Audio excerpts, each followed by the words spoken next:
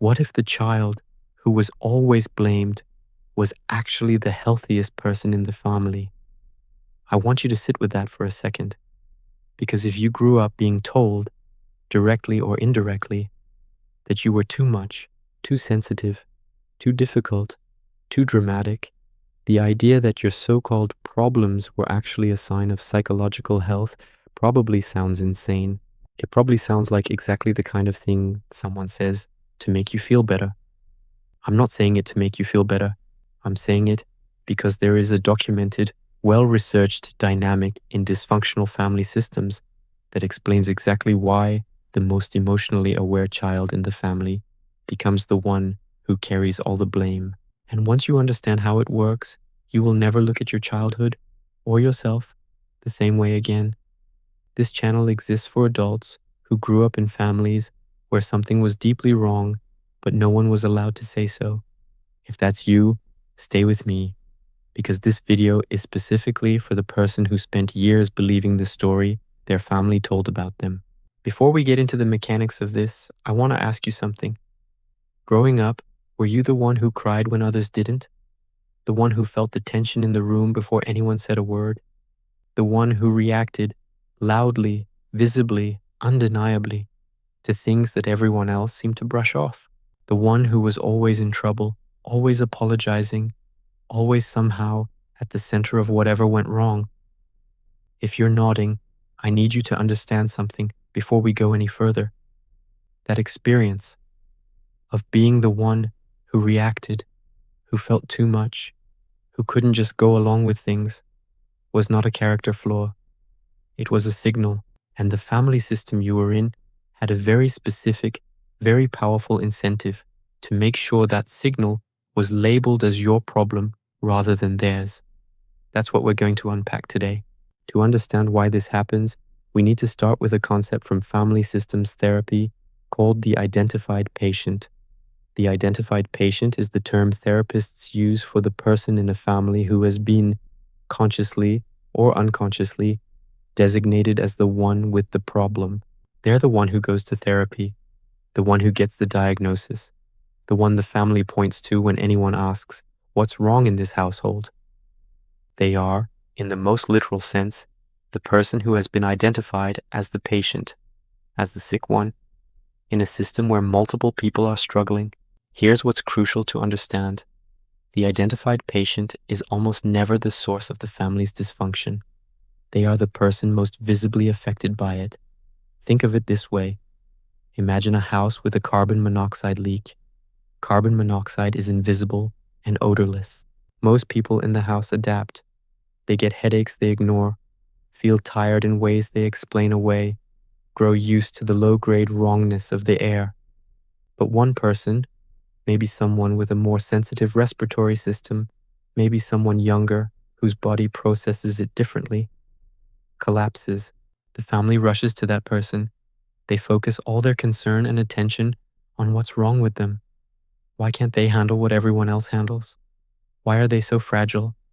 No one looks for the leak. That is the identified patient dynamic. The family system has a problem, a real, serious structural problem, and rather than locate the problem in the system, they locate it in the most reactive member, the one whose body, whose nervous system, whose emotional sensitivity made the invisible leak visible. In healthy families, when a child is struggling, parents ask, "What is happening around my child that might be causing this?"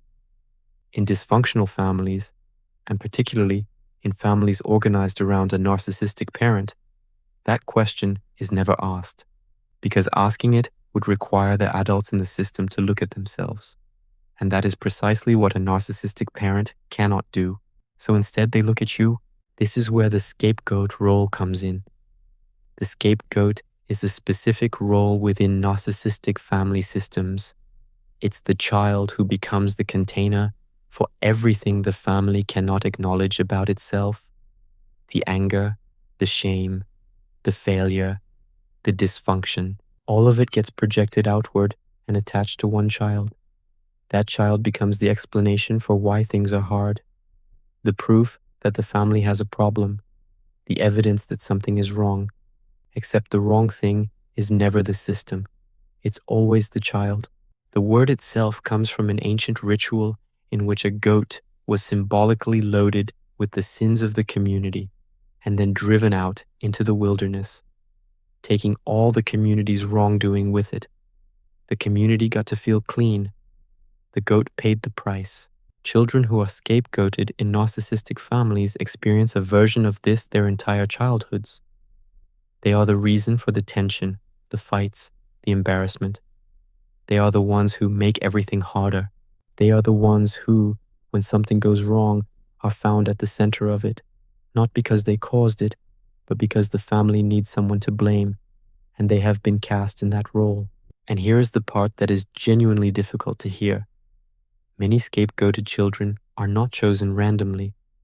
They are often chosen specifically, not because they are the worst behaved child, but because they are the most honest one, the one who sees what's happening and can't pretend otherwise, the one who cries when crying is warranted, the one who pushes back when others comply, the one whose emotional responses are the most accurate reflection of reality, and therefore the most threatening to a parent who needs reality to stay hidden. In a system built on pretense, the child who cannot pretend is dangerous. Scapegoated children often grow up with a specific kind of internal confusion. They know, on some deep cellular level, that they were responding to something real, but every person around them insisted that the problem was them, not the thing they were responding to, not the environment, not the adult who created the conditions. Them. That confusion between what you knew and what you were told is one of the most lasting effects of the scapegoat role, and it doesn't resolve on its own. It follows you into every relationship, every conflict, every moment you find yourself believing you're the problem. Now, I want to specifically address the sensitive children, because there is a pattern here that I see come up again and again, and it is almost never talked about directly. In narcissistic family systems, the child who is most emotionally sensitive, the one who feels things most deeply, who reads the room most accurately, who responds most strongly to the emotional temperature of their environment, is disproportionately likely to end up in the scapegoat role. And the cruelty of this is profound, because sensitivity, the very thing that makes a child more attuned, more empathic, more emotionally intelligent, is reframed within the dysfunctional system as weakness, instability, or defect. The child who cries is told they're too sensitive. The child who notices tension is told they're paranoid. The child who responds to emotional pain with visible emotion is told they're dramatic. The child who can't let things go is told they're difficult. What is actually happening is this. The sensitive child's nervous system is doing exactly what it is designed to do. It is registering threat. It is signaling that something in the environment is unsafe. It is trying to communicate through behavior, through tears, through anger, through physical symptoms, that something is wrong. The problem is that in a narcissistic family system, communicating that something is wrong is not permitted, not explicitly in most cases, but the message comes through clearly. Your feelings are inconvenient. Your reactions are a problem. Your emotional truth is a threat to this family's narrative, so stop. Children cannot stop feeling. So what they learn instead is to believe the family's interpretation, that their feelings are the problem, that their sensitivity is a flaw, that their accurate registration of an unsafe environment is evidence of their own instability, not evidence of the environment's reality. This is one of the most important things I want you to take from this video. The sensitivity that made you a target was not a weakness. It was, in the most literal sense, your nervous system working correctly. You felt what was there to be felt. You saw what was there to be seen. The fact that you were punished for it does not mean you were wrong. It means you were in an environment that could not afford for you to be right. So, what does it actually do to a person to grow up as the scapegoat, to grow up being told that they are the problem, the difficult one, the reason for the family's pain. The effects are specific and they are lasting. And I want to walk through them clearly because many of the adults I speak with are living inside these effects every single day without recognizing where they came from. The first is chronic self-doubt. When you spend your formative years being told that your perceptions are wrong, your reactions are excessive, and your emotions are the source of everyone else's problems, you lose the ability to trust yourself. As an adult, this shows up as constantly second-guessing your own read of situations, needing external validation before you'll believe your own experience, assuming that when something goes wrong in a relationship or a workplace, you are probably the cause before you've even examined what actually happened. The second is a deep, often unconscious shame, not just about specific things you've done, but about who you are, a felt sense that you are fundamentally too much, too needy, too emotional, too complicated. This shame is not based on your actual character. It was installed by a family system that needed somewhere to put its dysfunction, and it chose you. The third is hypervigilance. Scapegoated children learn very early that the environment is unpredictable and that they will be blamed for things outside their control. This produces a nervous system that is always scanning for threat, for mood shifts, for signs that something is about to go wrong. As an adult, this looks like anxiety, difficulty relaxing, the inability to enjoy good things without waiting for something to go wrong, exhaustion from managing everyone else's emotional states while ignoring your own. The fourth, and this is the one I want to linger on, is an internalized narrative, a story you tell about yourself that your family authored and you adopted, a story that says, I am the difficult one. I am the one who makes things hard. I am the problem. That story is not yours. It was given to you. And the most important work in healing from the scapegoat role is learning to give it back. Here's the reframe I want to offer you, and I want you to really hear this. The child who was labeled the problem in your family may have been the only one responding honestly to what was actually happening. The sensitivity that made you a target was not pathology, it was perception. The anger that got you punished was not disorder. It was a rational response to an irrational environment. The crying, the outbursts, the refusals, the reactions, they were not evidence that something was wrong with you. They were evidence that you were the one person in that system who could not entirely suppress the truth. In the language of family systems therapy, we sometimes say that the identified patient is the symptom bearer, the person whose behavior makes the family's hidden dysfunction visible. The scapegoated child doesn't create the problem, they reveal it. And families organized around denial and performance will do everything they can to discredit the person whose existence keeps threatening the performance. So what do you do with this?